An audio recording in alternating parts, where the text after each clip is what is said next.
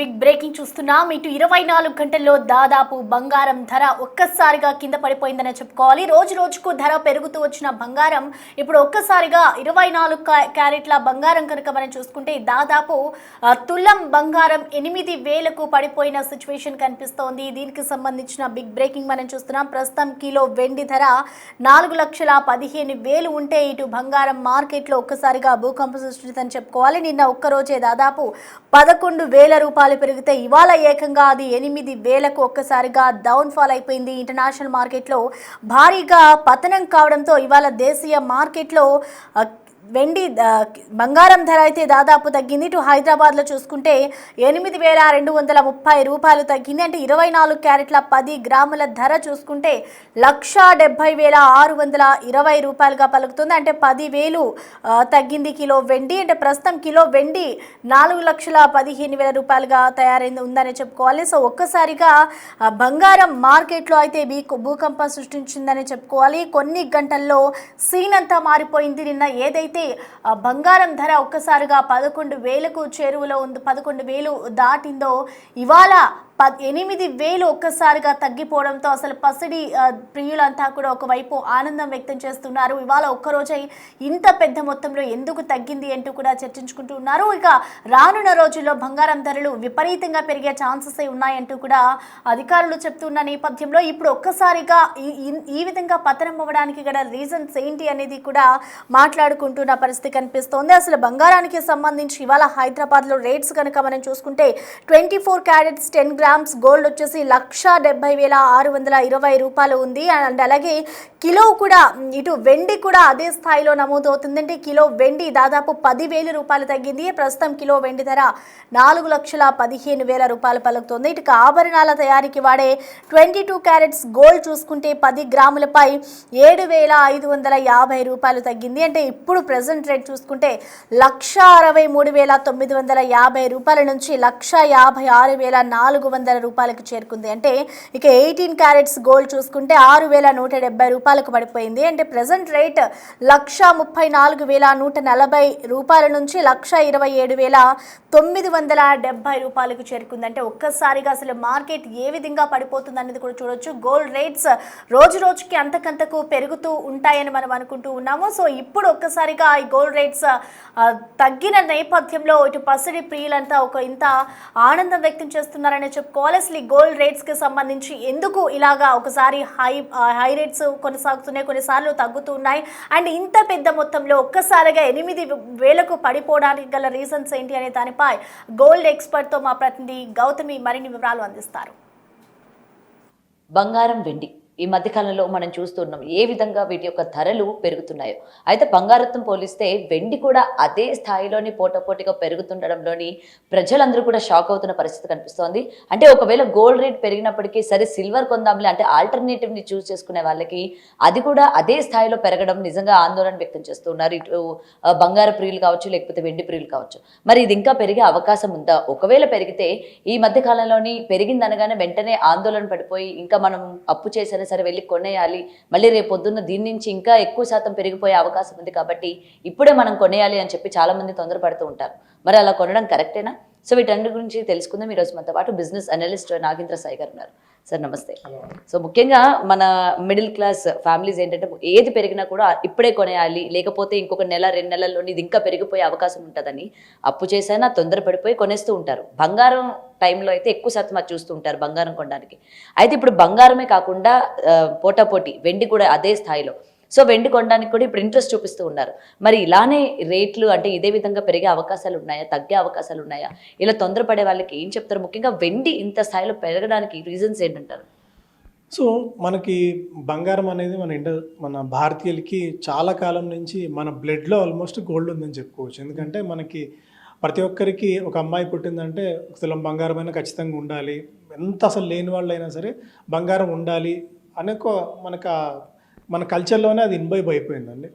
కాకపోతే గోల్డ్ని ఇన్వెస్ట్మెంట్గా చూస్తున్నామా, లేకుంటే జస్ట్ బయట న్యూస్ ఫ్లోతో మనం దాని నుంచి క్యారీ అవే అయిపోతున్నామా అని చూసుకోవాలి.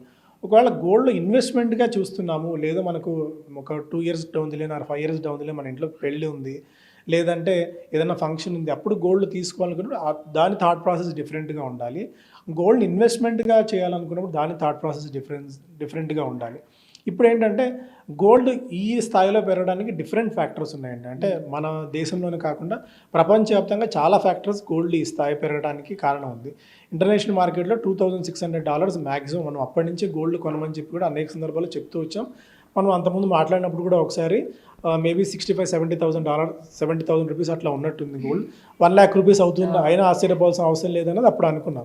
ఇప్పుడు 1 lakh కాదు 2 lakhs అయినా ఆశ్చర్యపోవాల్సిన అవసరం లేదనుకున్న మాట ఎందుకు వచ్చిందంటే ప్రపంచవ్యాప్తంగా అనిశ్చితి విపరీతంగా పెరిగిపోయింది. ఎందుకంటే గ్లోబల్ టెన్షన్స్ ఉన్నాయి, జియో పొలిటికల్ టెన్షన్స్, అటు చాలా దేశాల్లో యుద్ధ వాతావరణం ఉంది. అండ్ డొనాల్డ్ ట్రంప్ తీసుకుంటున్న అనేక డెసిషన్స్ అటు పక్కన ఉన్న కెనడా మీద కానీ, చైనా మీద, బ్రెజిల్ మీద, ప్రపంచంలో ఈవెన్ కొరియా మీద, అంటే ప్రపంచంలో ప్రతి దేశం మీద టారిఫ్స్ తాను విధించాలని, ఒక ఆధిపత్యం తెచ్చుకోవాలని చెప్పి ఆయన తీసుకుంటున్న అనేక డెసిషన్స్ వల్ల ఒక అనిశ్చిత వాతావరణం నెలకొంది. ఎప్పుడైతే అనిశ్చిత వాతావరణం నెలకొంటుందో అప్పుడు గోల్డ్ పెరగడం స్టార్ట్ అవుతుంది. ఎందుకంటే కరెన్సీకి విలువ అనేది తగ్గిపోతుంది. రేపు పొద్దున ఏం జరుగుతుందో తెలియదు అనుకుంటున్నప్పుడు కరెన్సీలు అన్నీ పక్కన పడేసి గోల్డ్ ఎక్కువ కొనడానికి ప్రపంచవ్యాప్తంలో మేజారిటీ హెడ్జ్ ఫండ్స్ కానివ్వండి, లేదంటే టాప్ ఇన్వెస్టర్స్ కానీ గోల్డ్కి ఫస్ట్ ప్రయారిటీ ఇస్తారు. ఇంకొకటి ఏంటంటే ఇంతకాలం మనం డాలర్ని, ప్రతి దేశం కూడా డాలర్ని రిజర్వ్ కరెన్సీగా పెట్టుకుంటూ వస్తారు, యుఎస్ డాలర్ని. వాళ్ళు కూడా అలాంటి వాళ్ళు 2016 వరకు ఉన్న సినారియో 2026 సినారియో చూస్తే లాస్ట్ 10 yearsలో డాలర్కి ఉన్న వెయిటేజ్ బాగా తగ్గిపోతూ వస్తుంది. యుఎస్ డాలర్కి ఒకప్పుడు 60% ఉన్న వెయిటేజ్ కాస్తే ఇప్పుడు 40% వెయిటేజ్ తగ్గిపోయింది. అంటే ఇంకా యుఎస్ డాలర్ని రిజర్వ్ కరెన్సీగా పెట్టుకోవడం మానేసి దాని నుంచి వైదొలికి గోల్డ్ని లోడ్ చేసుకుంటూ వస్తుంది. ఎందుకంటే గోల్డ్ ఒక సేఫ్ హెవెన్ లాగా, ఒక హెడ్జ్ మెకానిజంలో భాగంగా రేపు పొద్దున్న ఏదైనా సరే యుఎస్ డాలర్ వాల్యూ తగ్గిపోతుంది. యుఎస్ డాలర్ ఎందుకంటే యుఎస్ ఎకానమీ వీక్ అవుతుంది. ఎకానమీ వీక్ అవుతున్న టైంలో యుఎస్ డాలర్ని కొనుగోలు చేస్తే రిస్క్ అవుతుంది అనుకుంటడంలో దాన్ని డంప్ చేసి గోల్డ్ని మనం బాగా కొంటున్నాం. నాట్ ఓన్లీ మనం ఇప్పుడు యుఎస్ చైనా కానివ్వండి, మనం కానీ టన్నుల కొద్ది బంగారాన్ని మనం కొనుగోలు చేస్తున్నాం. మన రిజర్వ్స్లో గోల్డ్ని ఎక్కువగా పెట్టుకుంటున్నాం. అందువల్ల కూడా గోల్డ్ ధర ఈ స్థాయిలో పెరగడానికి కారణమవుతుంది.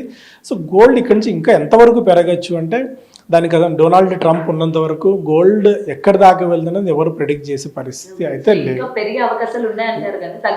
తగ్గే అవకాశాలు అంటే మేబీ ట్రేడింగ్ చేసే వాళ్ళు కొద్ది గొప్ప తగ్గితే తగ్గచ్చేమో. ఇక్కడి నుంచి అది 10% తగ్గచ్చా, 20% తగ్గచ్చా, ఎంత తగ్గచ్చో తెలియదు కానీ బట్ డొనాల్డ్ ట్రంప్ ఉన్నంత వరకు అనిశ్చితి అనేది ఉంటుంది. అనిశ్చితి ఉన్నంత వరకు, ప్రెడిక్టబిలిటీ మార్కెట్లో లేనంత వరకు గోల్డ్ అయితే పెరుగుతూనే వెళ్తుంది. అది ఎక్కడి దాకా వెళ్తుంది అంటే ఇప్పుడు మనం మాట్లాడుకుంటున్నాం అది 1,50,000 ఉండదు, అది 2 లక్షలు అవుతుంది కావచ్చు, 4 లక్షలు కావచ్చు, ఎంతైనా కావచ్చు. దాని గురించి అయితే చెప్పలేం. బట్ వెండికి డిఫరెంట్ సినారియో అండి, గోల్డ్కి డిఫరెంట్ సినారియో అయితే చూడాలి. గోల్డ్ పెరిగినా సరే ప్రజలు సరేలే ఎప్పుడు ఉంటూనే ఉంటుంది కదా అని చెప్పి లైట్ తీసుకుంటూ ఉంటారు. కానీ వెండి కూడా అదే స్థాయిలో పెరుగుతుంది.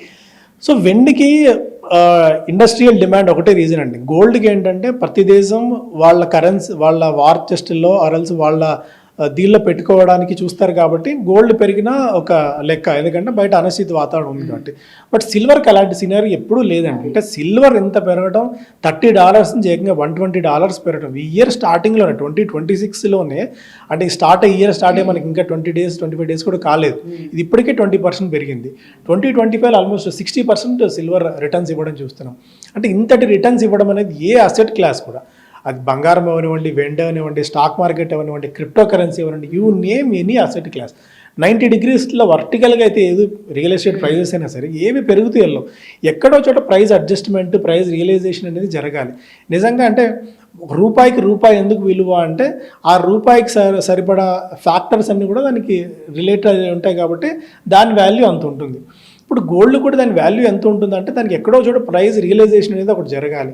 ఆ ప్రైస్ రియలైజేషన్ ఎక్కడ జరుగుతుంది అని అనుకున్నప్పుడు మిగిలిన గ్లోబల్ ఫ్యాక్టర్స్ అన్ని కారణమవుతాయి కాబట్టి గోల్డ్ పెరుగుతుంది. బట్ సిల్వర్కి ఇండస్ట్రియల్ డిమాండ్ ఉంది. ఇప్పుడు రకరకాల ఎలక్ట్రిక్ వెహికల్స్లో కానివ్వండి, బ్యాటరీస్ తయారీలో కానివ్వండి, రెన్యూబుల్ ఎనర్జీ సోలార్ ప్యానల్స్ తయారీలో కానీ రకరకాల వాటికి సిల్వర్ ఇండస్ట్రియల్ డిమాండ్ ఉంది. ఏ ఇండస్ట్రీ కూడా ఈ లెవెల్స్ దగ్గర ఆ ధరలు పెట్టుకొని సస్టైన్ అయితే అవ్వలేదు. సో ఒకవేళ ఇంత పెరిగింది కదా మనం ఆపేద్దాంలే అని చెప్పి అనుకున్నప్పుడు ఆటోమేటిక్గా డిమాండ్ అండ్ సప్లైలో భాగంగా అంటే వేరే ఆల్టర్నేటివ్ మెటల్ని మళ్ళీ చూస్ చేసుకునే అవకాశం సో ఇమీడియట్గా అయితే జరగదండి, ఎందుకంటే ఇవన్నీ ఇయర్స్ టుగెదర్ రీసెర్చ్ చేసి వచ్చిన తర్వాత కాబట్టి సిల్వర్ బదులు ఇమీడియట్గా వేరే ఏదైనా వస్తువు వాడి చేద్దామని అనుకునే పరిస్థితి ఉండదు. సో సిల్వర్ డిమాండ్ సిల్వర్కి ఉండే ఉంటుంది ఇండస్ట్రియల్లో. బట్ సిల్వర్ని ఒక ఇన్వెస్ట్మెంట్గా అయితే ఇప్పుడు చూడకండి, అంటే ఈ పాయింట్ ఆఫ్ టైంలో. ఎందుకంటే లాస్ట్ 2-3 months సినారియోస్ చేంజ్ అయిపోయి. అంత ముందు వరకు నేను కూడా సిల్వర్ కొనమని చాలా సందర్భాల్లో చెప్పాను, గోల్డ్ కంటే సిల్వర్ కొనండి అని చెప్పి. బట్ ఈ లాస్ట్ 5-6 months సినారియోస్ అనూహ్యంగా చేంజ్ అయిపోయి. ఇన్వెస్ట్మెంట్ అని ఎప్పుడు అవుతుంది అంటే మనం తీసుకున్న రిస్క్ ఎంత, మనకు వచ్చే రివార్డ్ ఎంత, అది మనం ఇన్వెస్ట్మెంట్ పెట్టే ముందు ఆలోచించాలి. సో రివార్డ్ చాలా తగ్గిపోతుంది, రిస్క్ చాలా ఎక్కువ అవుతుంది ఈ లెవెల్స్ దగ్గర సిల్వర్ ఇన్వెస్ట్మెంట్ చేసినప్పుడు. ఇన్వెస్ట్మెంట్గా ఈ పాయింట్ ఆఫ్ టైంలో వద్దు, మేబీ కానీ ఒక 20%, 30%, 50% పడిన తర్వాత మాత్రమే మనం సిల్వర్ ఇన్వెస్ట్మెంట్ గురించి ఆలోచించాలి. కానీ ఇన్వెస్ట్మెంట్గా సిల్వర్ని అయితే ఇప్పుడు అసలు వద్దని చెప్తానండి. కానీ ఏంటంటే ఇప్పుడు పెరిగింది కదా, ఇప్పుడు వాళ్ళ దగ్గర ఉన్నదాన్ని కూడా అమ్ముకోవడానికి కూడా ఇష్టపడుతూ ఉంటారు. ఇప్పుడు అది మనకి డబుల్ త్రిబుల్ అయిపోయింది. మనం కొన్నప్పుడు అది 100 రూపాయలు 150 రూపాయలు ఉండొచ్చు, బట్ ఈ రోజు మనం చూసుకుంటే దాని వాల్యూ త్రిబుల్ అయిపోయింది. సో ఇప్పుడు దాన్ని అమ్మే ప్రయత్నం కూడా చేసే వాళ్ళు ఉంటారు. ఖచ్చితంగా నేను గతంలో కూడా చెప్తూనే ఉన్నాం, గోల్డ్ ఏంటంటే ఇప్పుడు ఏంటంటే మనం ఒక మార్కెట్లో ప్రిన్సిపల్ తక్కువలో కొనలేము, ఎక్కువలో అమ్మలేము. సో ఎందుకంటే ఎక్కడో చోట ప్రాఫిట్ బుక్ చేసుకోవాలనుకున్నప్పుడు ఒకవేళ మీరు సిల్వర్ మంచి ధరలో కొన్నారు, 1,00,000-1,50,000 కొన్నారు అనుకోండి, మంచిగా ప్రాఫిట్ బుక్ చేసుకోండి. ప్రాఫిట్ బుక్ చేసుకొని మళ్ళీ కావాలంటే కొనండి. సో ఇప్పుడు ఇది 15 daysలో 5 లక్షలు అవుతుంది, 6 లక్షలు అవుతుంది, అసలు మనం ఇంకా సిల్వర్ కొనలేము. ఒకవేళ సిల్వర్ కొన్నా మీరు ఏం చేస్తారు దాన్ని చెప్పండి? దాచుకోలేము కదా. మనం ఒకవేళ ఇంట్లో వెండి ప్లేట్లు కొనుక్కోనో లేకుంటే వెండి గ్లాసుల్లో నీళ్ళు తాగడమో చేయగలము. కానీ సో దీన్ని మళ్ళీ అమ్ముకునే మన ఇండియన్ మెంటాలిటీ ఏంటంటే వన్స్ మన జోబులోకి వచ్చిన తర్వాత, మన ఇంట్లోకి వచ్చిన తర్వాత దాన్ని మళ్ళీ మనం అమ్మలేము, ఊరికి అనుకోవడమే. ఇదేంటంటే నోషనల్ గెయిన్స్. మన సైకలాజికల్గా మన ఇంట్లో బిస్కెట్ రూపంలో కొన్నప్పుడు ఓకే గోల్డ్ని. బట్ ఇదేంటంటే గోల్డ్కి మనం ఎగ్జాంపుల్ చూద్దాం. గోల్డ్ జ్యువెలరీ కొన్నాం అనుకోండి, జ్యువెలరీ మళ్ళీ మనం అమ్మం ఎప్పటికీ, అది మన ఇంట్లోనే ఉంటుంది. సో ఈరోజు 1,50,000 రూపాయలు పెట్టి కొన్నాము, రేపు పొద్దున్న 2 లక్షలు ఏంటంటే ఎవరు మనం కొన్న వాల్యూ పెరిగిందని అనుకుని సంతృప్తి పడతాం తప్ప మళ్ళీ దాన్ని అమ్మి ట్రేడ్ చేయాలనుకున్న ఇండియన్ మెంటాలిటీ మన దగ్గర ఉండదు. బట్ సిల్వర్కి ఏంటంటే ఒకవేళ మీరు బిస్కెట్స్ రూపంలో కనుక కొనుగోలు చేసుకుంటే వాటిని ట్రేడ్ చేసుకోండి.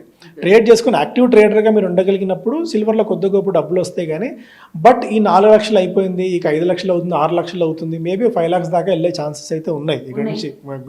సిల్వర్ అయితే అంటే ఇప్పుడు $120 ఇంటర్నేషనల్ మార్కెట్లో ఉంది, మేబీ ఒక $150 దాకా వెళ్ళొచ్చు. కానీ బట్ సిల్వర్ గత చరిత్ర ఏం చెప్తుందంటే ఎంత వేగంగా వెళ్తుందో అంతే వేగంగా పడిపోయే ఛాన్సెస్ సిల్వర్లో చాలా సందర్భాల్లో కూడా మనం చరిత్ర చూసుకుంటే అనేక సందర్భాల్లో సిల్వర్ పడిన ఇవి ఉన్నాయి.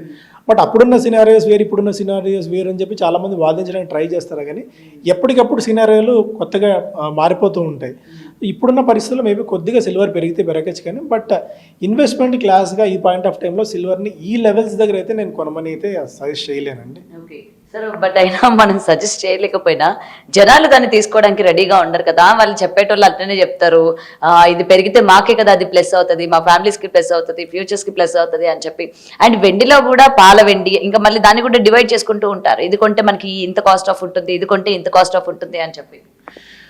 సో యాజ్ అన్ ఇన్వెస్ట్మెంట్ ఎక్స్పర్ట్గా, యాజ్ అన్ ఇన్వెస్ట్మెంట్ అడ్వైజర్గా మేము ఎప్పుడైనా సరే గోల్డ్కి కానీ సిల్వర్కి కానీ మ్యాక్సిమం మా పోర్ట్ఫోలియోలో మేము ఇచ్చే వెయిటేజ్ 10% అండి.